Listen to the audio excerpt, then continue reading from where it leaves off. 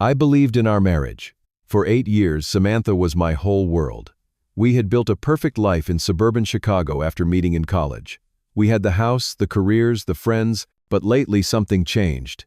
The tension grew until that fateful night when, during an argument, she uttered those words, "I never expected. Plenty of men want me." In that moment, everything shattered.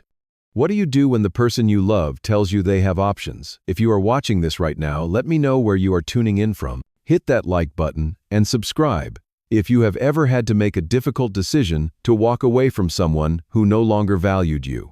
Now let me tell you my story. I was 22 when I first met Samantha, a junior engineering student at University of Illinois with big dreams but a pretty average social life. The party at my roommate Tom's place was packed that night, but somehow the moment she walked in, the entire room seemed to fade away. Samantha had this confidence that drew everyone to her. Long auburn hair, bright green eyes, and a laugh that made you feel like you were in on some private joke. She was studying marketing and had transferred from another college that semester. "You look lost in thought," she said, suddenly appearing beside me on the balcony, where I had stepped out for some air.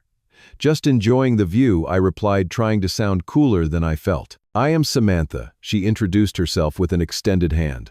"Chance," I said, taking it. "Nice to meet you."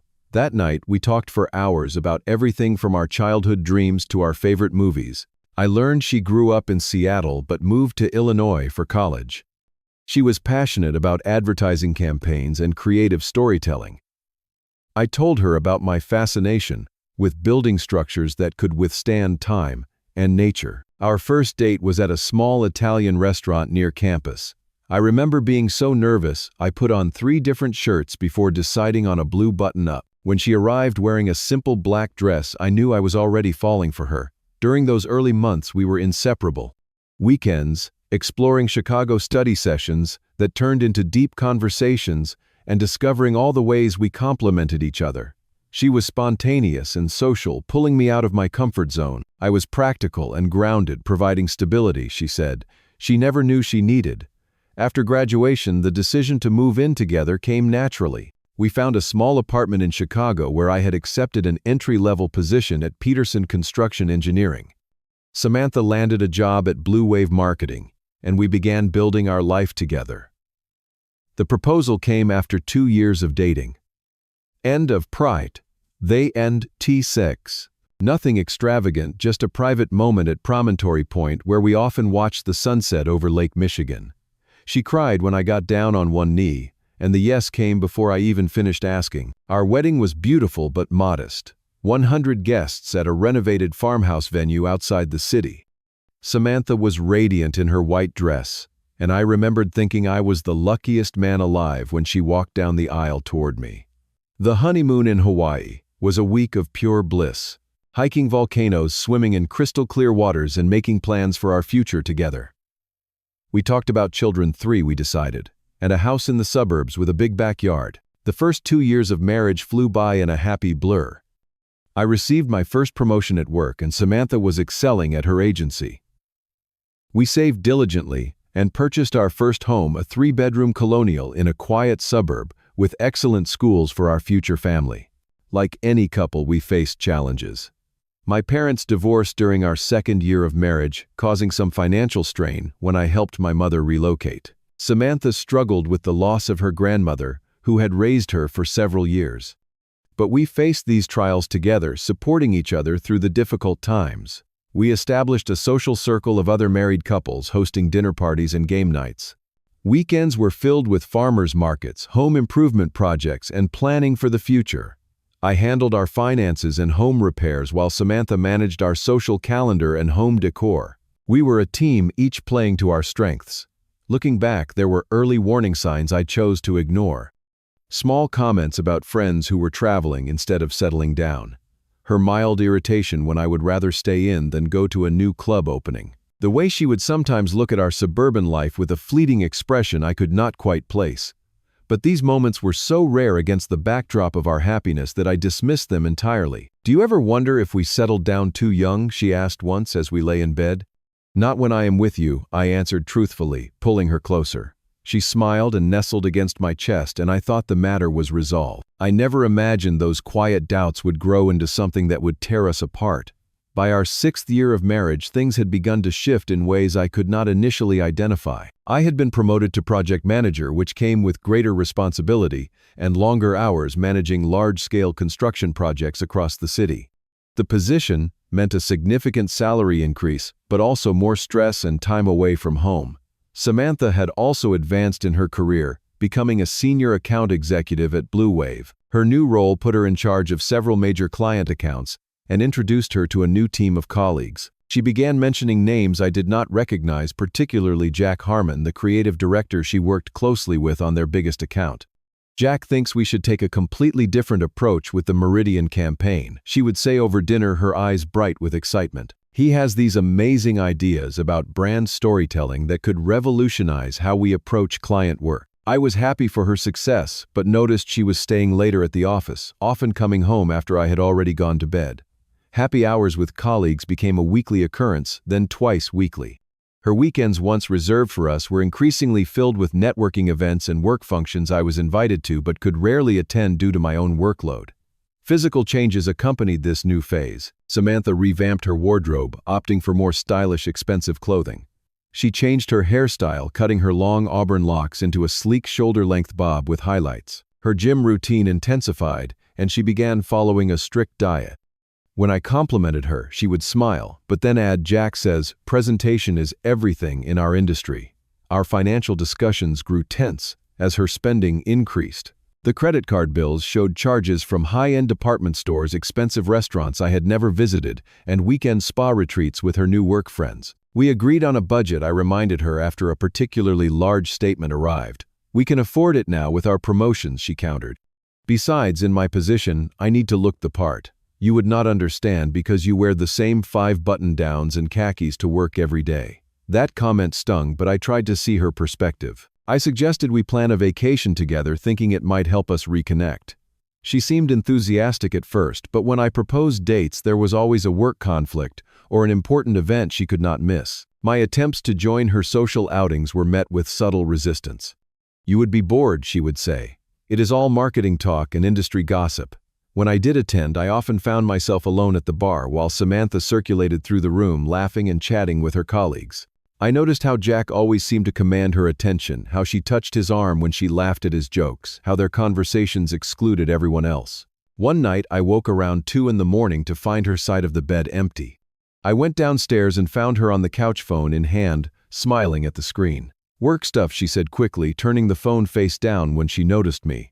"Jack needs this presentation draft by morning." I nodded and went back to bed, but the unease grew. The next day, while she was showering, I did something I never thought I would do. I checked her phone. There were dozens of text exchanges with Jack, most work-related, but some venturing into personal territory. Comments about her outfit that day, inside jokes I did not understand, and plans to meet for coffee before heading to the office. Nothing explicitly inappropriate, but intimate in a way that made my stomach knot. I did not confront her then, hoping I was overreacting. Instead, I tried to save our marriage by recreating the connection we once had. I booked reservations at her favorite restaurants, bought tickets to shows she had mentioned wanting to see, and made more effort with my appearance. For a while it seemed to work. We had a wonderful anniversary dinner where she seemed fully present, laughing at my jokes and reminiscing about our early days together. She held my hand across the table and said she was lucky to have such a thoughtful husband. But the improvement was short-lived. Soon she was back to late nights and distracted conversations. My texts during the day went unanswered for hours.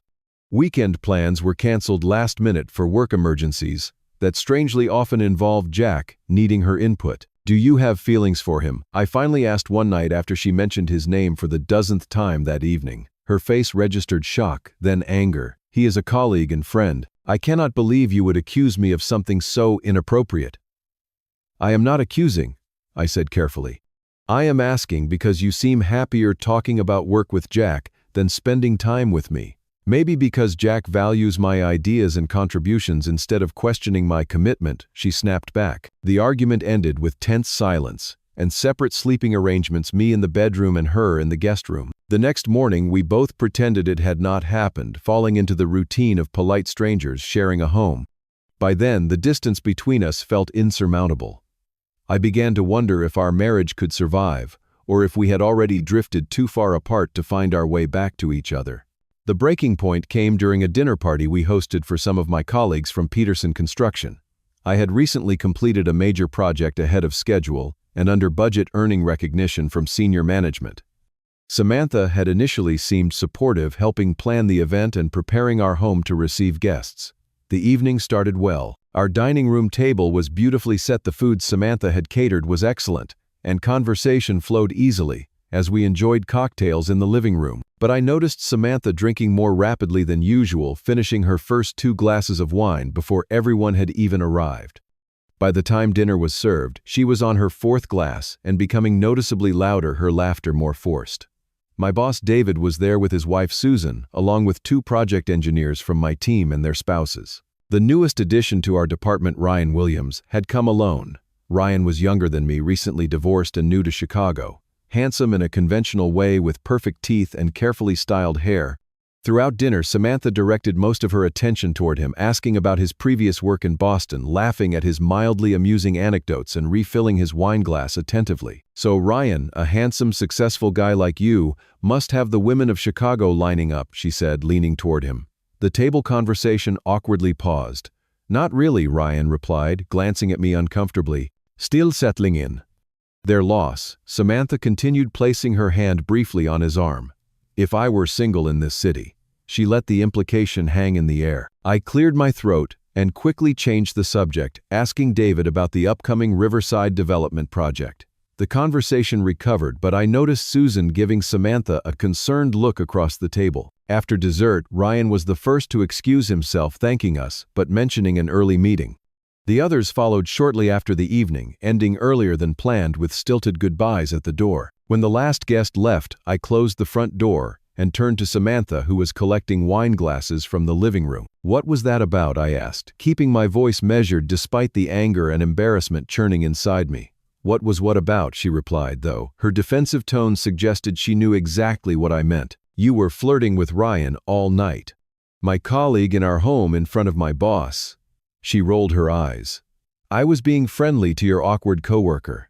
Someone had to make him feel welcome. You were hanging on his every word and practically telling him you would date him if you could." "Oh, please," she scoffed. "You are overreacting. Besides, maybe I am tired of these boring dinner parties with your boring coworkers talking about boring concrete and steel beams all night." The conversation quickly escalated as months of unspoken tension poured out. I brought up her late nights, her changed priorities, her excessive spending. She countered with accusations about my emotional unavailability, my focus on work, my unwillingness to embrace her new social circle. "You want me to be the same girl you met in college," she shouted. "Well, I have grown. I have evolved, while you are still the same cautious, predictable Chance." "I thought that was what you loved about me," I said quietly. "Maybe it was once, but now it just feels limiting." She poured another glass of wine, her movements unsteady. "You know what Jack said to me the other day?" "I really do not want to hear what Jack thinks," I interrupted. "He said I am wasted in this suburban life, that I have the talent and charisma to be doing so much more." "And you believe that this life we built together is somehow holding you back?" "Sometimes, yes," she exclaimed. "Sometimes I look around at this house and this neighborhood, and I feel like I am suffocating." I stood there, stunned by her admission. Then came the words that would change everything. "Plenty of men want me, Chance," she said, her voice dropping to a cold, deliberate tone. "Maybe I should be with someone who appreciates what I have to offer. Someone ambitious and exciting who sees my potential." The room seemed to tilt. In all our arguments, through all the tension, she had never suggested our marriage was optional to her, never implied that I was replaceable, one option among many. The casual cruelty of the statement left me speechless. "I am going to bed," she announced into the silence. "Clean this up. I have an early meeting with Jack tomorrow."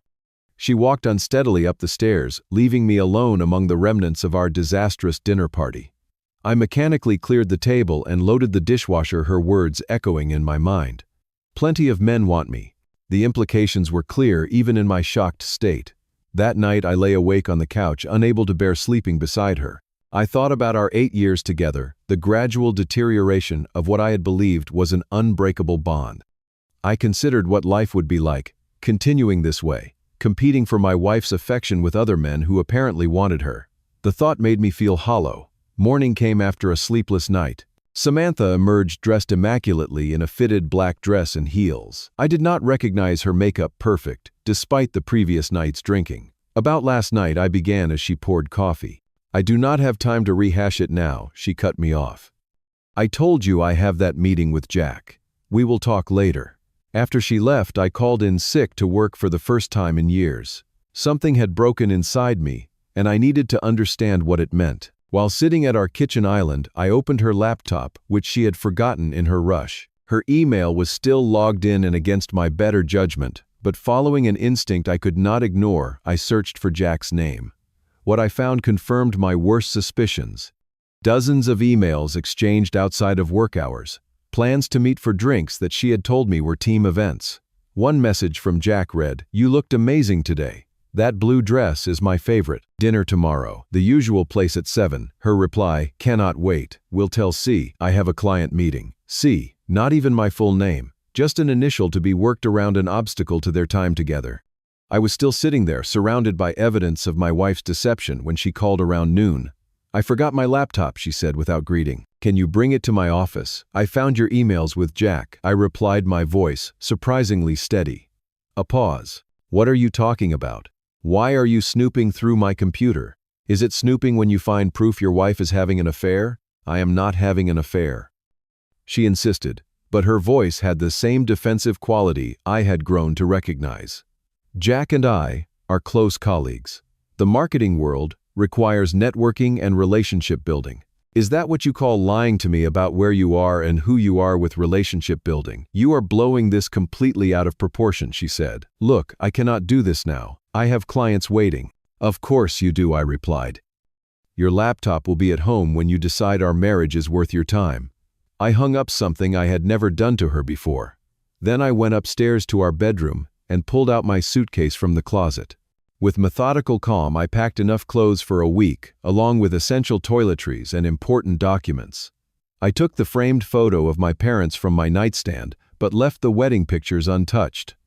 In the home office, I printed copies of the most damning email exchanges, then gathered my laptop and chargers. I wrote a note and left it on the kitchen counter where she would see it. "You are right. Plenty of men want you. I am no longer one of them." I placed my house key beside the note, got in my car, and drove to the Marriott downtown. As I checked in, I realized I felt something unexpected amid the pain relief. Samantha's reaction unfolded in predictable stages. First came anger, a barrage of text messages demanding I return home immediately and accusing me of overreacting. When I did not respond, the tone shifted to explanation and justification. "Nothing physical ever happened with Jack," one message read. "You are throwing away 8 years over a misunderstanding." By evening, the messages turned to panic. Multiple missed calls and increasingly desperate texts suggested she had not anticipated I would actually leave. "Please come home. We can work through this." I said things I did not mean. I spent that first night in the hotel, staring at the ceiling, cycling through grief, anger, and moments of paralyzing doubt. Had I overreacted? Was there an innocent explanation I was missing? But every time I revisited the evidence, the same conclusion presented itself. Samantha had, at minimum, engaged in an emotional affair and had been actively deceiving me for months. The next day, I called my brother Daniel and briefly explained the situation. He immediately offered his spare bedroom for as long as I needed it. By afternoon, I had checked out of the hotel and moved my limited belongings to his apartment in Wicker Park. The change of environment helped clear my head, distancing me physically and emotionally from the home Samantha and I had shared. "She called me," Daniel told me that evening, as we sat drinking beers on his balcony. "Wanted to know if you were here." "What did you say?" "That she should give you space if she has any hope of fixing things." He studied me carefully. "Is that what you want, to fix things?" I considered the question honestly. I do not know if there is anything left to fix. 3 days after I left, I consulted with a divorce attorney, a calm, middle-aged woman named Teresa Blackwell, who specialized in mediated divorces. She outlined my options and the likely process ahead. "Illinois is a no-fault state," she explained. Given the length of your marriage and the evidence of infidelity, we are in a relatively strong position for negotiations. The word infidelity hit me like a physical blow, making real what I had been avoiding naming. I authorized her to send Samantha a formal letter outlining my intention to file for divorce and proposing an initial separation agreement. The emotional toll was immense. I fluctuated between numbness and crushing waves of grief for the future we had planned together. Nights were the worst, lying awake, remembering happier times and wondering where things had gone so wrong. I lost weight, my clothes hanging loose on my frame. Daniel noticed but said nothing, simply making sure there was food available and giving me space when I needed it. My parents reacted differently to the news. My father himself, divorced twice, offered practical advice about protecting my finances. My mother expressed sadness but not surprise. "You always worked so hard to make her happy," she observed during one phone call. "But a relationship cannot survive when only one person is doing the giving." Samantha's attempts to contact me grew more dramatic. She showed up at my office building one afternoon, causing a scene in the lobby until security asked her to leave. She sent long emails analyzing our marriage and acknowledging her mistakes while minimizing their significance. When these tactics failed, she enlisted mutual friends to reach out on her behalf. "She is a mess, man," our friend Kyle told me during an awkward coffee meeting. "Says she will do anything to get you back. Therapy, whatever it takes." "Did she mention Jack?" I asked. Kyle shifted uncomfortably. "She says that was nothing, just a work flirtation that got out of hand." What Samantha had not anticipated was how quickly her other options would evaporate once she was actually available. Through mutual connections, I learned that Jack had backed away completely when she told him about our separation. "Not looking to be anyone's rebound or homewrecker," he reportedly said. Her other admirers similarly vanished, unwilling to deal with the complicated reality of a woman in the middle of a divorce. This revelation came to me through a tense conversation when Samantha finally convinced me to meet her at a neutral coffee shop to discuss our separation. She looked thinner, her usually perfect appearance slightly disheveled. "I made a terrible mistake," she admitted immediately. "I got caught up in attention and flattery, but it meant nothing." "It meant something to me," I replied. "It meant our vows were optional to you." "That is not fair," she protested. "I never actually cheated." "You betrayed my trust. You lied repeatedly. You told me other men wanted you, as if that somehow diminished my value." She reached for my hand, which I moved away. "I said that during an argument. People say hurtful things they do not mean. The problem is, you did mean it. You believed you had better options than me and our marriage. And now you are only back because those options did not pan out." Her face fell. "That is not true." "Is it not? Where is Jack now, or any of these men who supposedly wanted you?" She looked down at the table. "Jack said he does not want to get involved in my personal problems." "Exactly," I said, feeling a strange sense of vindication. "When you were unavailable and exciting, they wanted you. When you came with real complications and needs, they disappeared." For the first time, I saw genuine regret in her eyes. But I also recognized it was too late. Something fundamental had broken in me the moment she suggested I was merely one option among many. My worth, my value as a husband and partner, had been irrevocably diminished in her eyes, and I could not go back to pretending otherwise. During the following weeks, I focused on rebuilding myself. I joined a gym, pouring my emotions into physical exertion that left me too exhausted for rumination. I started therapy, working through the complex grief of losing not just my marriage but my vision of the future. I reconnected with friends. Samantha had subtly encouraged me to drop over the years. The divorce proceedings moved forward, sometimes contentiously. Samantha initially fought against selling our house, then demanded an uneven split of assets that my attorney quickly countered. She attempted to create drama during our mediation sessions, alternating between tears and cold accusations about my abandonment. Throughout it all, I maintained a calm exterior that seemed to frustrate her more than any argument could have. The man who would have done anything to fix our problems, who would have apologized, even when not at fault, had been replaced by someone with firm boundaries and a clear understanding of his own worth. 6 months after that fateful dinner party, our divorce was finalized. We met one last time to sign the final papers, the house having been sold with proceeds divided equally. Samantha had made one final attempt at reconciliation the night before, showing up at Daniel's apartment unannounced. "We can start over," she pleaded. "Go to counseling. Build something stronger." Looking at her, I felt only a distant sadness for what had been lost. "I wish you well, Samantha. But we cannot go backward." The next day, as we signed the documents formally ending our union, she asked, "Are you seeing anyone?" "That is not your business anymore," I replied gently but firmly. She nodded, finally seeming to accept the reality of our situation.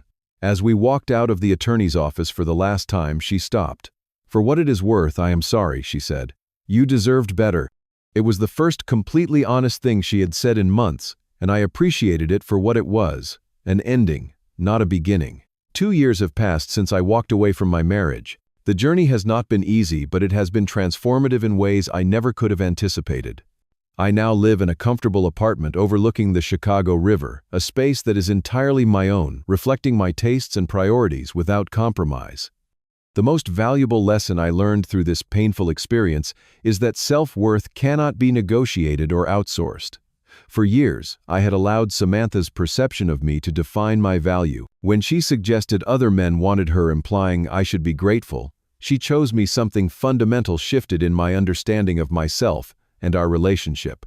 Walking away was not about punishment or revenge. It was an act of self-preservation and ultimately self-love. I recognized that I deserved to be with someone who chose me definitively, who valued our partnership as irreplaceable rather than optional. Therapy helped me identify patterns I had fallen into: my tendency to overcompensate and people please, my willingness to diminish my own needs to maintain peace. I learned to establish healthier boundaries, not just in romantic relationships, but in all aspects of my life. I turned down projects at work that would have overwhelmed me, something I never would have done before. I expressed opinions that contradicted friends rather than silently agreeing. Small acts of authenticity that cumulatively transformed how I moved through the world. I reconnected with passions Samantha had subtly discouraged. I took up photography again, spending weekends exploring Chicago neighborhoods with my camera. I joined a recreational basketball league, something she had considered a waste of time. I traveled solo to national parks, hiking and camping under stars I had forgotten existed beneath city lights. Our mutual friends initially divided, some taking her side, others mine. Over time, those distinctions blurred. Some friendships were lost permanently, but the ones that remained grew stronger, built on genuine connection rather than couples compatibility. Samantha and I have not spoken since the divorce was finalized. Through mutual acquaintances, I know she moved to New York for a position at a larger marketing firm. I wish her no ill will, recognizing that our relationship, while ultimately unsuccessful, was an essential part of my journey. I began dating again after a year, approaching relationships with new clarity and intention. I met Amanda at a photography exhibit, our conversation flowing easily from art to travel to family. She is a pediatric nurse with a warmth and authenticity that drew me in immediately. Our relationship developed naturally without the desperate need to impress or the fear of loss that had characterized my marriage toward the end. What strikes me most about healthy relationships now is how uncomplicated they feel. Not without challenges, but without the constant undercurrent of insecurity and performance. Amanda and I disagree. We negotiate, we compromise, but there is never a suggestion that our commitment is conditional or that either of us is simply one option among many. I sometimes think about that night when Samantha said those fateful words. At the time, they devastated me, but now I recognize them as the catalyst for necessary change. Sometimes the most painful moments contain the seeds of our greatest growth. Today, I stand firmly in the knowledge of my own worth. I understand that the right relationship adds to our lives, but does not define them. I am grateful for the lessons, difficult as they were to learn. And most importantly, I have discovered that sometimes walking away is not a surrender, but the bravest choice we can make. Have you ever had to make the difficult decision to walk away from someone who did not value you? Share your experience in the comments below. Your story might help someone else find the courage to choose themselves. Do not forget to like this video and subscribe to the channel for more real-life stories about finding strength through challenging times. Thank you for listening, and remember, knowing your worth changes everything.